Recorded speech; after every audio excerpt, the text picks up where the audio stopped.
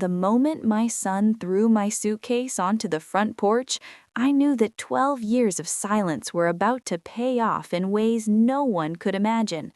I stood there in my Sunday best, watching my own flesh and blood lock me out as if I were yesterday's trash. Little did they know, yesterday's trash was about to be worth $8 million. If you're watching this, hit subscribe and drop a comment to tell me where you're tuning in from. Let me tell you how a 60-year-old woman went from being homeless to owning the most expensive mansion in Millbrook Heights.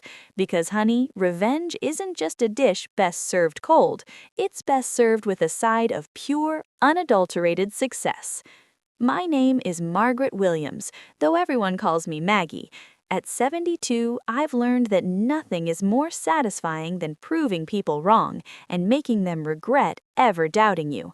My son James and his wife Jessica gave me more than enough reason to prove just that. It all began on October 15, 2012, when my world fell apart. I'd been living with James and Jessica for 3 months after my husband passed, helping care for their 2 young children while I figured out my next steps. The life insurance money wasn't much, but I thought family was supposed to help each other in hard times. "Mom, we need to talk," James said that morning, his voice cold in a way I'd never heard before. Jessica stood behind him, arms crossed, wearing that smug look I'd grown to despise. At 33, she had the kind of sharp beauty that hurt anyone who got too close. "What's wrong, honey?" I asked, setting down my coffee on their granite countertop, the same countertop I had helped pay for with my Social Security checks for the past year. "This arrangement isn't working anymore," Jessica announced, stepping forward as though she owned the moment, and apparently she did. "You're too set in your ways. Maggie, the children are confused about who's in charge." I looked at James, waiting for him to defend me, to remember that I had raised him alone after his father left when he was 8, but instead he avoided my eyes like I was a stranger asking for spare change. "Where am I supposed to go?" I asked, my voice smaller than I intended. "That's not our problem anymore," Jessica replied, shrugging in a way that would haunt me for years. "You're a grown woman, figure it out." 20 minutes later, my entire life, 60 years of memories, photographs, keepsakes, fit into 2 suitcases and a cardboard box. The rest would go to Goodwill, Jessica informed me cheerfully, as if she were doing me a favor. "Don't make this harder than it needs to be," James mumbled, placing my bags on the porch. For a split second, I saw a flicker of the little boy who used to cry when I left for work. Then Jessica appeared beside him and his face went blank again. The taxi arrived as the first drops of rain fell. I climbed in without looking back, not because I was strong, but because I was broken. Through the wet glass, I caught a glimpse of Jessica redecorating what had been my temporary bedroom. I had $847 in my purse, no job, no place to live. I didn't yet realize that this humiliation would become the fuel for the greatest comeback of my life. The Sunset Motel on Route 9 became my home for the next 6 weeks. Glamorous? Not at all. $43 a night for a room that smelled like industrial cleaner and broken dreams, but it had a roof and a door that locked. After being treated like trash, even that felt like luxury. The elderly desk clerk, Mr. Patterson, took pity on me after the first week. "You're not like our usual guests," he said quietly, sliding an extra towel across the counter. "Most of the clientele were construction workers or people hiding from something. I was just hiding from the truth. My own son had discarded me." Those mornings were the hardest, waking up in that narrow bed, forgetting for a moment where I was, only to be reminded by reality. No laughter, no family breakfast, just me and the dying wail sounds of the broken air conditioning. But here's what Jessica and James didn't count on. I don't stay down, never have.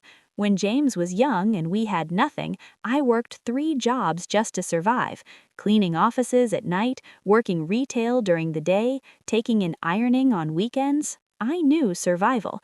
I just had to remember how good I was at it. The first thing I did was walk to the library every morning, free internet, free air conditioning, and most importantly, access to job listings. At 60, nobody was exactly lining up to hire me, but I wasn't looking for charity, I was looking for opportunity. "You have experience in bookkeeping?" asked Sarah Mitchell, owner of Mitchell's Garden Center. During my fourth interview that week, I was about her age, and she had dirt under her fingernails and a no-nonsense attitude I immediately respected. 20 years, I said. I'd handled finances for my late husband's contracting business. What I didn't mention was that I could see at least 3 ways she was losing money just by observing her cluttered office for 10 minutes. The inventory system was a mess, she was overpaying suppliers, and her pricing hadn't been updated since 2008. "The pay isn't much," Sarah warned. $15 an hour. Part-time. "When do I start?" I asked. That first paycheck was $240, and I treated it like I'd won the lottery. After 6 weeks of watching my savings drain away, earning money again felt like breathing after being underwater. The motel room slowly transformed from temporary shelter to something resembling home. I bought a small coffee machine, hung my few family photos, and even splurged on a plant for the windowsill. If this was my life now, I was going to live it with dignity. 3 months in, I made my first real discovery. Sarah was throwing away thousands of dollars worth of plants each year. "Anything unsold by season's end goes straight to the dumpster," she said with a shrug, but I saw potential. "You want to do what with the dead plants?" Sarah asked, looking at me as if I'd suggested selling unicorn tears. "They're not dead," I explained patiently. "They're dormant. With a little care, most can be revived and resold next season." By month 8, I had moved from the motel to a tiny studio apartment above Jeppy's Pizza. Rent, $650. Leftover for groceries, $50. But it was mine. No one could kick me out on a whim.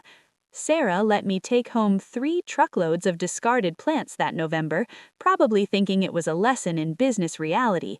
What it actually taught me was that I had a gift I'd never known.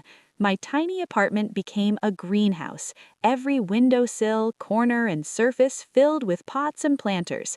I researched plant care on the library computers, watched YouTube tutorials, and spent my evenings nursing wilted stems back to life. My neighbors thought I was crazy. Mrs. Chen downstairs kept asking if I was running some kind of illegal operation. "Too many plants," she'd mutter in broken English whenever she saw me carrying another pot upstairs. But by February, something magical started happening. Green shoots appeared. Buds formed. My studio apartment was slowly transforming into a jungle of healthy, thriving plants. I had over 200 specimens, and about 150 of them were not just alive, but flourishing. "Maggie, what the hell?" Sarah gasped when I brought the first batch back to the garden center in March. "These look better than when they were new." "Told you they weren't dead," I said, trying to hide my grin. Inside, I was doing cartwheels. This wasn't just about proving a point. This was about discovering I had a talent that could actually make money. Sarah bought back every single plant for half the original retail price.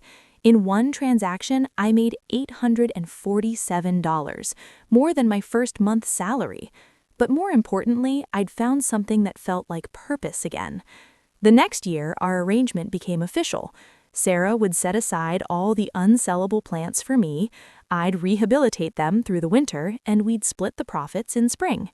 It wasn't exactly a business empire, but it was mine. Word started spreading through the gardening community. "That lady at Mitchell's can bring anything back to life," people would say. Soon, other garden centers were calling, asking if I'd take their clearance plants too. By the end of year 2, I was making more from plant rehabilitation than from my bookkeeping job. I'd also moved to a larger apartment with a proper balcony and had turned Joseph's parking lot into an unofficial greenhouse, with his permission. The best part? Every healthy plant I saved felt like proof that being discarded didn't mean being worthless. Some things just needed the right care, the right attention, and the right person who could see their potential. James and Jessica had thrown me away, assuming I'd wither and disappear. Instead, I was putting down roots in soil they'd never even imagined. Year 3 was when I stopped thinking small and started thinking smart. By this point, I had a waiting list of garden centers wanting me to rehabilitate their clearance plants, and my little apartment operation was bursting at the seams. The landlord had started charging me extra for excessive plant drainage, and Joseph was getting tired of customers asking if they could buy the beautiful plants covering his parking lot. "You need a real facility," Sarah told me during one of our coffee meetings, "and you need to think bigger than just saving plants." She was right, but thinking bigger required money I didn't have. My savings account had grown to about $15,000, which felt like a fortune after starting with nothing, but it wasn't enough for commercial space. That's when I met Eleanor Rodriguez at the Small Business Development Center. Eleanor was one of those sharp, efficient women who could spot potential from a mile away and wasn't afraid to push people toward it. "You're not in the plant rehabilitation business," she told me after reviewing my numbers. "You're in the business of turning waste into profit. That's a completely different conversation." Eleanor helped me see what I'd been too close to notice. I wasn't just saving plants. I was solving a major industry problem. Garden centers nationwide were literally throwing away millions of dollars in inventory every year because they didn't know how to handle end-of-season clearance effectively. "What if you franchise the process?" Eleanor suggested. "Teach other people to do what you do. Take a percentage of their profits and scale the operation nationwide." The idea was terrifying and thrilling all at once. Me, a 63-year-old woman who'd been homeless 3 years earlier, running a national business. But the numbers Eleanor showed me were impossible to ignore. We spent 6 months developing a business plan. I would start with a proper facility in Millbrook, perfect the rehabilitation process, document everything, and then begin licensing the method to other operators across the country. The SBA loan application was 47 pages long, and I nearly gave up 3 times trying to fill it out. But Eleanor pushed me through every section, helping me articulate why this wasn't just some crazy plant lady's hobby, it was a legitimate solution to a real problem. "Mrs. Williams," the loan officer said during my final interview, "your financial projections seem optimistic." "Sir," I replied, leaning forward with the confidence of someone who'd proven people wrong before, 3 years ago, I was living in a motel room with less than $1,000 to my name. Last year, I turned $50,000 worth of dead plants into $200,000 in revenue. I'd say my track record speaks for itself." The $150,000 loan approval came through on a Tuesday in March. I signed the papers in Eleanor's office, my hands shaking slightly as I realized I was now responsible for more money than I'd ever imagined. Within 6 months, I'd leased a 5,000-square-foot warehouse on the outskirts of town, hired 2 part-time employees, and established contracts with 15 garden centers across 3 states. Phoenix Plant Recovery, because everything deserves a second chance, was officially born. The irony wasn't lost on me. My son had thrown me away, assuming I was worthless. Now I was building a business empire based on proving that nothing is ever truly worthless if you know how to see its potential. By year 5, Phoenix Plant Recovery had grown beyond anything I'd imagined possible. We were operating in 12 states, had 47 licensed operators, and I'd just signed a consulting contract with Home Depot's regional headquarters. The scared, broken woman who'd been thrown out with the trash is now being flown to corporate meetings in Atlanta, Mrs. Williams said. "Mrs. Williams, your success story is exactly what our industry needs to hear," David Chen said, Home Depot's sustainability director, as we toured their flagship store. "Turning waste into profit while helping the environment, that's the future of retail." I smiled politely, still getting used to being treated as an expert instead of an inconvenience. The transformation hadn't been easy. There had been plenty of 18-hour days, failed experiments, and moments when I wondered if I was in over my head. But every challenge had taught me something new about business, about myself, and about what I was truly capable of. My personal life had stabilized, too. I'd moved into a nice 2-bedroom apartment in Millbrook's historic district, complete with a garden where I could test new rehabilitation techniques. I'd made friends, real friends, not people who tolerated me out of obligation. My weekly book club with Eleanor and 3 other women had become the highlight of my social calendar. The financial success was staggering even to me. Phoenix Plant Recovery was generating over $2 million in annual revenue, and my personal net worth had crossed the 7-figure mark. I kept detailed spreadsheets, not because I was obsessed with money, but because the numbers represented something more important: independence. "Have you thought about expanding internationally?" asked Marcus Thompson, my business attorney, during our quarterly review. "We've been getting inquiries from Canada and the UK. "One step at a time," I replied, though the idea was tempting. "I want to make sure we're doing this right before we get too ambitious." The truth was, I was already thinking about the next phase. The plant rehabilitation business had taught me that there were profitable opportunities hiding in plain sight all around us, if you knew how to look for them. I'd started investing in other small businesses, applying the same principle of finding undervalued potential and helping it grow. But the real satisfaction came from the personal victories, the moments that proved persistence pays. Like the day I hired Tommy Martinez, a 19-year-old who everyone else had written off, yet possessed an uncanny intuition for plant care. Or when Sarah Mitchell, the woman who first taken a chance on me, sold her garden center and became one of my licensed operators in Florida. "You've changed my whole perspective on what's possible," Sarah told me during her retirement party. "Watching you build this from nothing, it's inspired half the women in this town to take risks they never would have considered." I had started keeping a journal of lessons learned, partly for potential future employees, but mostly for myself. The biggest lesson of all: never let anyone else define your worth.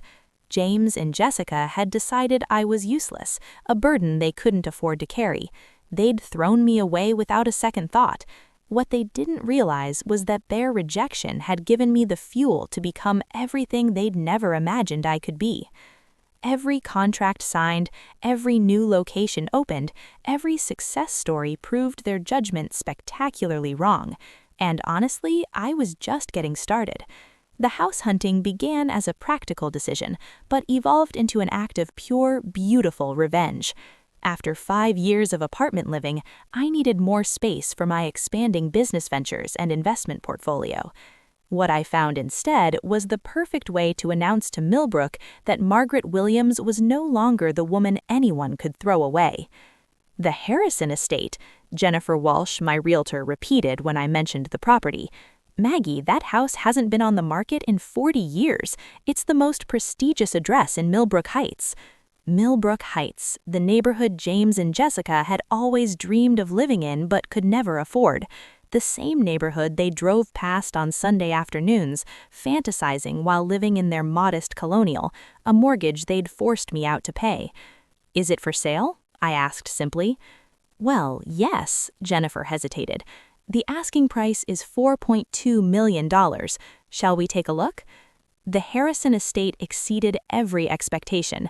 12,000 square feet of pristine colonial architecture sitting on 8 acres of manicured grounds, a master suite with fireplaces, a library with floor-to-ceiling mahogany shelves, a chef's kitchen large enough to feed a small army, and a conservatory that doubled as a greenhouse.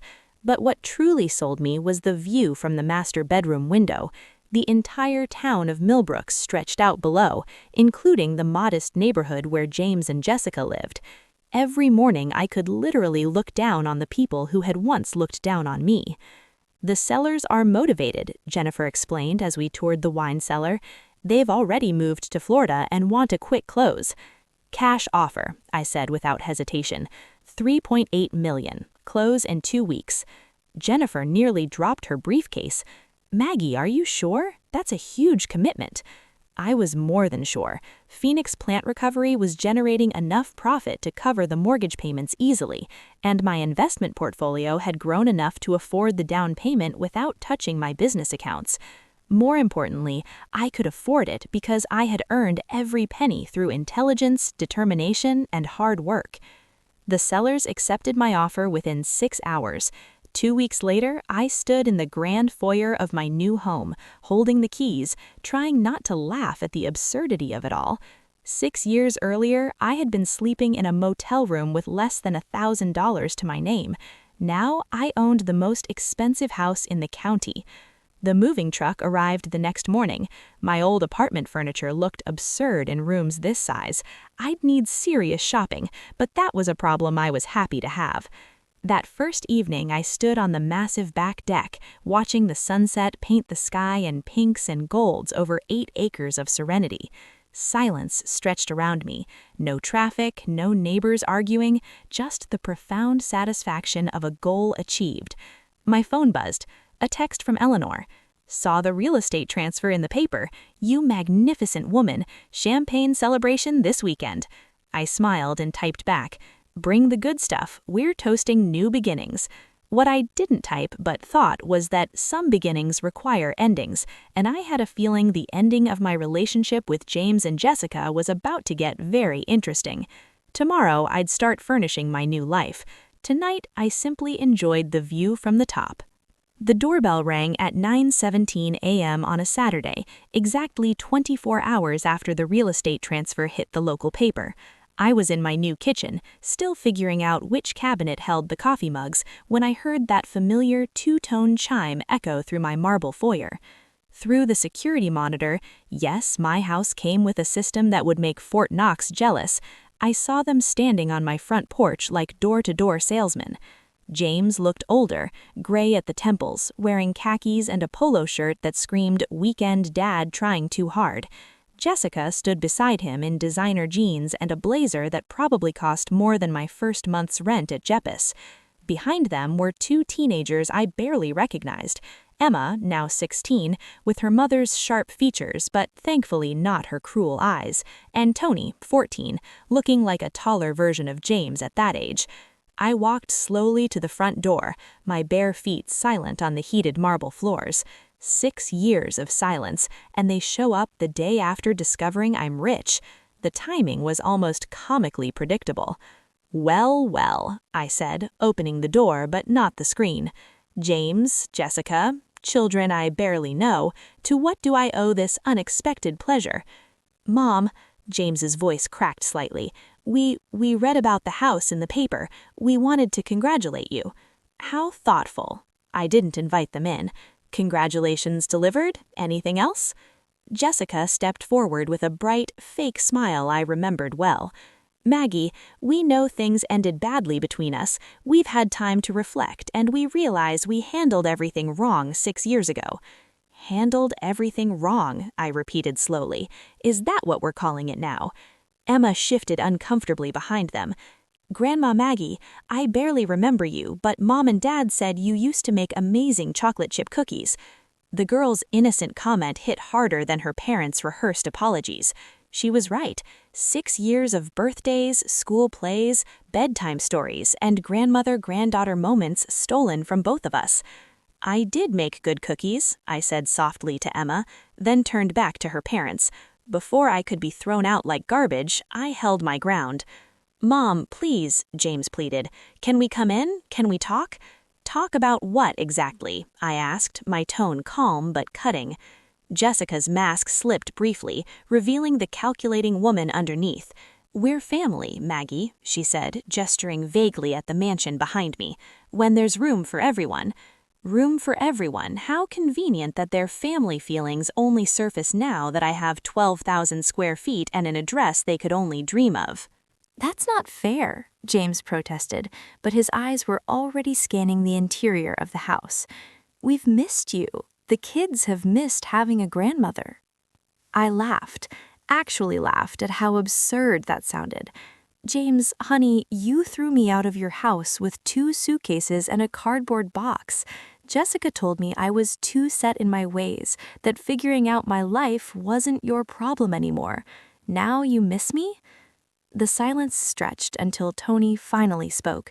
"Dad, what is she talking about?" I stepped back from the door. "Since you're so interested in family reunions, come in."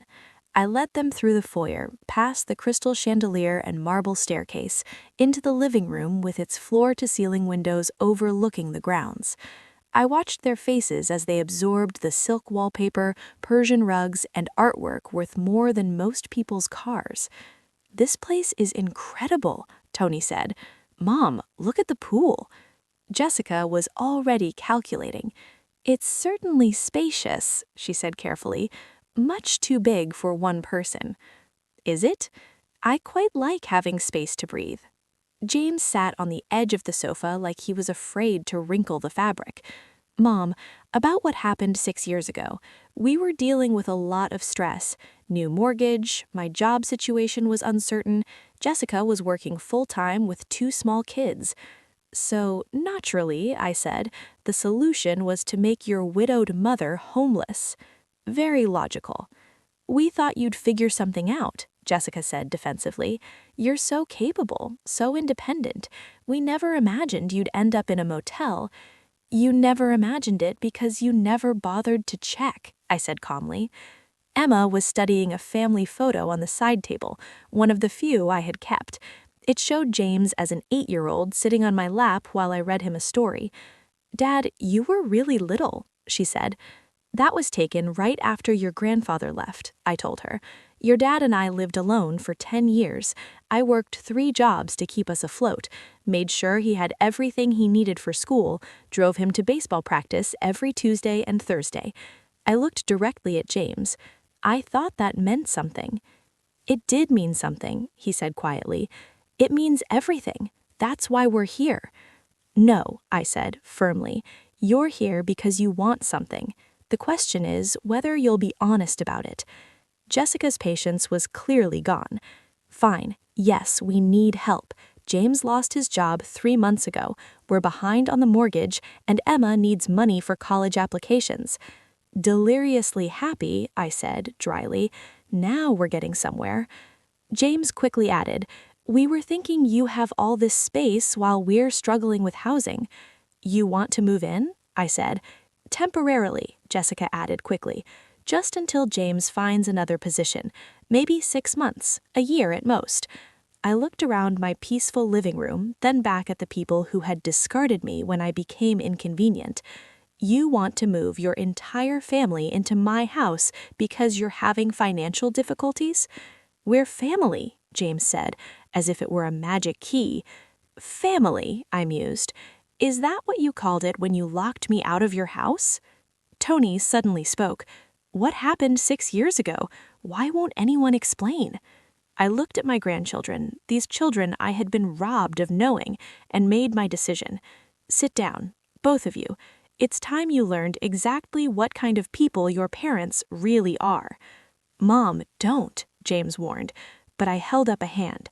"Emma, Tony, 6 years ago your grandfather died.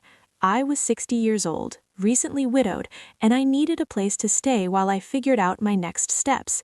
Your parents invited me to live with them." I kept my voice calm. For 3 months, I helped with childcare. I contributed my Social Security checks to household expenses and tried to stay out of the way. Then one morning, your mother decided I was too set in my ways and told me I had to leave immediately. Your father packed my belongings into 2 suitcases and put me on the front porch. I had $847 and nowhere to go. "That's not how it happened," Jessica protested. "We were dealing with interfering with our parenting decisions." "I made them breakfast," I said simply, "and I suggested they say please and thank you. Apparently, that qualified as undermining authority." Tony looked confused. "But where did you go? What did you do?"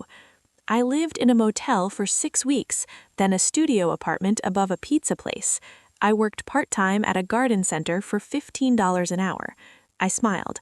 "Best thing that ever happened to me." "How is being homeless the best thing that ever happened to you?" Emma asked. "Because it taught me I didn't need anyone to take care of me. I could take care of myself." I gestured around the room. "Better than fine, as it turns out." Jessica was getting angry.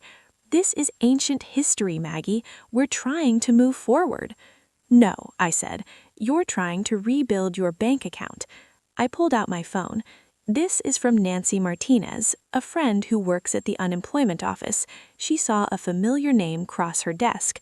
I looked at James. You didn't lose your job 3 months ago. You were fired 6 months ago for falsifying expense reports. James went pale. How did you know? I know Jessica opened 3 new credit cards last year and maxed them out on designer clothes and spa treatments. I know you refinanced your house twice to pay for that vacation to Italy. The silence was deafening. I also know you drove past my motel every single day after you threw me out. For 6 months, you knew exactly where I was living and how much I was struggling, and you never once stopped to check if I was okay. Emma's eyes filled with tears. Dad, is that true? James couldn't look at her. Jessica switched to attack mode. Fine, we made mistakes. So did you. You could have asked for help instead of disappearing for 6 years. I laughed. Ask for help from people who told me figuring out my life wasn't their problem anymore? From the daughter-in-law who called me a burden? We were young. We were stressed. You were cruel, I said quietly, and now you want me to pretend it never happened because you need something from me? Tony suddenly stood up, face flushed. This is messed up. Dad, you told us Grandma Maggie moved to Florida to be near her sister. You said she didn't want to see us anymore. We never said that exactly, James started. Yes, you did, Emma shouted. You said she chose her new life over being part of our family. How fascinating. James was sweating now, his polo shirt clinging to his back. Mom, please. He showed up at my apartment on a Tuesday evening, I continued calmly, watching Jessica's face carefully. He had been drinking. He was crying. He said he missed me, said he had made a terrible mistake, said he wanted me to come home. You're lying, Jessica said, but her voice was uncertain. I pulled out my phone again and scrolled to an old photograph. I even took a picture of the letter he wrote me that night. Would you like me to read it aloud? The letter was 3 pages long, handwritten on legal pad paper. In it, James apologized profusely for letting Jessica convince him to throw me out. He admitted he missed me desperately, that the house felt empty without me, that he had chosen his wife's convenience over his mother's well-being. But the most damning part was the last paragraph, where he begged me not to tell Jessica about his visit. Because she has already threatened to leave me if I try to bring you back, I said. He chose you. He chose keeping you happy over doing the right thing for his own mother. And for 6 years he's been lying to all of you about it. Jessica turned toward James, her face twisting with fury. You went behind my back? You wrote her a letter? I was drunk. I wasn't thinking clearly. No, I said quietly. You were thinking clearly for the first time in months, and that's what scared you. Emma was crying openly now. 6 years, she whispered. We missed 6 years with you because of their lies. But here's the thing, I said, standing and smoothing down my silk blouse. I am not the same woman who was thrown out 6 years ago. That woman was broken, dependent, willing to accept crumbs of affection from people who saw her as a burden. I walked to the window and looked out over my perfectly manicured grounds. This woman owns a multi-million-dollar business. This woman has friends who respect her, employees who depend on her, investments that generate more income in a single month than your father made in a year when he had a job. I turned back to them. This woman doesn't need anything from anyone, especially not from people who threw me away like garbage and now want to move into my house because they've mismanaged their own lives. Silence stretched. Then Tony spoke, his voice small. So, you don't want a relationship with us, even now that you know we were lied to? The question broke my heart, but my expression stayed steady. I want a relationship with you and Emma. You are innocent victims in this situation. But your parents?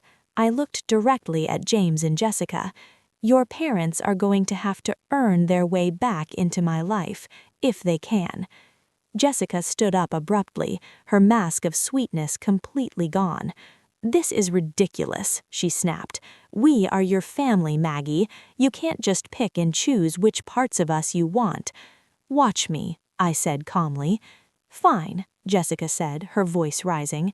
You want to play games? You want to punish us for something that happened 6 years ago? Then we'll just leave.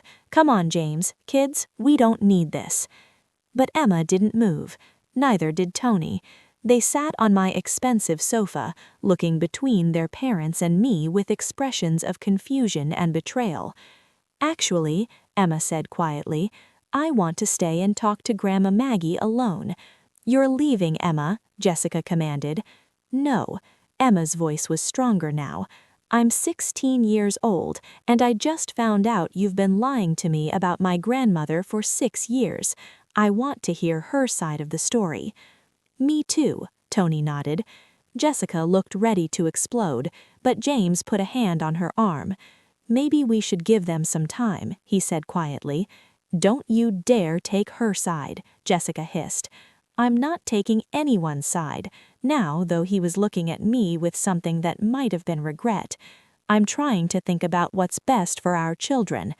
For a moment, I saw the man who had written that letter 6 years ago, the son who had been torn between his wife's demands and his conscience. But it faded quickly. Fine, Jessica said, but we are not done here, Maggie. We will be back. No, I said firmly, you won't, not unless you are invited. This is my house, my property, and I have an excellent security system. If you show up uninvited again, I will have you arrested for trespassing. Jessica's face turned several shades of red. You can't keep us from our children. I'm not keeping anyone from anyone, I said, but I am not allowing you to use them as emotional blackmail. Emma and Tony are welcome here any time. You and James are not until you have proven you have changed. Proven how? Asked James. I thought carefully. Start by telling your children the complete truth about what happened 6 years ago. Not your version, not Jessica's version, the truth. Then get your financial house in order without asking me for help. Show me you can stand on your own 2 feet like the adults you claim to be. Then maybe, just maybe, we can talk about forgiveness. I smiled coldly, but don't hold your breath. After they left, I sat with Emma and Tony for 2 hours, answering their questions. I showed them photo albums from their father's childhood and listened to their stories about school, friends, and dreams for the future. They were good kids despite their parents' failures. I could see echoes of the little boy I had raised in both of them. Can we come back next weekend? Asked Emma when I walked them to the door. Any time you want, I promised. I have 6 years of grandmothering to catch up on. As I watched their car disappear down my long driveway, I felt something I hadn't felt in years. Complete satisfaction. Not revenge exactly. Justice. The people who threw me away were now the ones begging for scraps, while the woman they discarded was living in luxury they could never have afforded. I had proven that being thrown away does not mean you are worthless. Sometimes it simply means you are finally free to discover your true value, and sometimes the best revenge really is living well. The next morning, I called Eleanor to tell her everything. How do you feel? She asked after I finished. I looked out at my beautiful grounds, sipped my coffee from fine china, and smiled. I feel like I am exactly where I belong. Finally. Some victories are quiet. This one was perfect.